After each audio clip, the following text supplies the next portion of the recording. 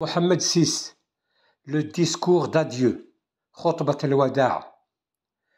Il y a deux manières de comprendre la partie internationale du discours prononcé le 30 juillet par le roi du Maroc, selon à qui il l'a destiné. À l'Algérie et au Polisario, à qui il offrait de tout mettre à plat dans le dossier du Sahara occidental, ou au Conseil de sécurité de l'ONU, aux États qui n'ont pas encore reconnu sa marocanité et à l'opinion internationale pour les prendre à témoin de la bonne volonté du Maroc.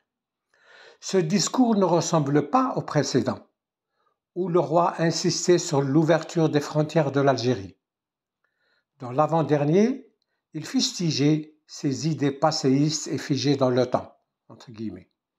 Mais depuis, la position marocaine s'est renforcée comme jamais auparavant avec les soutiens en cascade de l'Espagne, la France, l'Allemagne, la Grande-Bretagne, le Portugal et d'autres pays européens et africains. Pourquoi? Quand on a le sentiment d'avoir gagné la partie, d'être arrivé en finale, dans un tournoi où on a engrangé l'essentiel des points. Pourquoi donc appeler ses adversaires à des, je cite, à des négociations sincères, consensuelles, où nul ne serait gagnant ou perdant, et l'honneur sauf pour tous. Je ferme le guillemets. Ces termes sont inusités chez lui, chez le roi, inespérés dans sa bouche.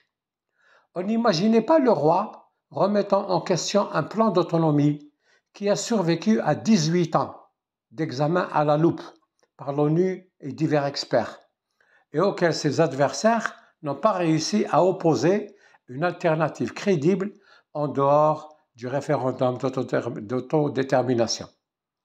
Le proposer à la négociation, dans les termes employés, c'était l'exposer à des concessions importantes, car une solution consensuelle, entre guillemets, peut aller jusqu'au partage de territoire. Si le roi l'a quand même fait, c'est parce qu'il devait savoir que c'était le dernier discours où il appellerait à des négociations et que ses adversaires refuseraient sa main tendue en la prenant pour un énième subterfuge. Ce qui s'est confirmé et qui conduira forcément à la fermeture du dossier en décessisant l'ONU, en classant le Polisario comme organisation terroriste et en plaçant sous sanction les entités qui le soutiendraient. Il ne sera pas nécessaire de déclencher une guerre, les sanctions économiques et autres suffiront. Le Maroc aura fait la démonstration que ses adversaires ne veulent ni dialoguer, ni négocier, ni faire la paix et qu'ils sont incapables de présenter aux instances de l'ONU une offre concurrentielle crédible. Dès lors, la Russie et la Chine ne s'opposeraient pas à une résolution onusienne rendant justice à l'esprit constructif du Maroc et condamnant la posture négative de l'Algérie et du Polisario. Le consensus deviendrait complet au sein du Conseil de sécurité qui pourrait alors prendre une décision définitive en faveur du Maroc. Il était curieux que l'envoyé spécial de Trump au Maghreb visite la Tunisie, la Libye, l'Algérie, puis la France, mais pas le Maroc. C'est probablement parce qu'il aurait été obligé, s'il y était allé, de s'exprimer devant les médias. Or, il fallait garder le silence pour laisser l'espace médiatique au discours royal et ne pas le perturber par des annonces prématurées. Le plus étrange, plusieurs jours après le discours royal, ce n'est pas l'absence de réaction de l'Algérie, mais du Polisario, principal concerné. L'Algérie peut s'en tenir à sa parade de toujours.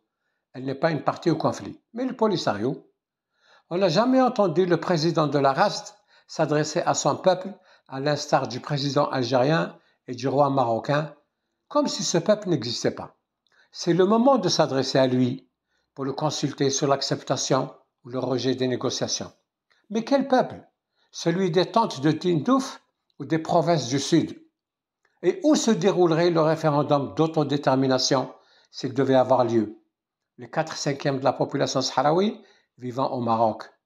À partir de quel fichier électoral? Le Maroc quittera-t-il son Sahara en y laissant ses ressortissants d'origine et tout ce qu'il a construit là-bas?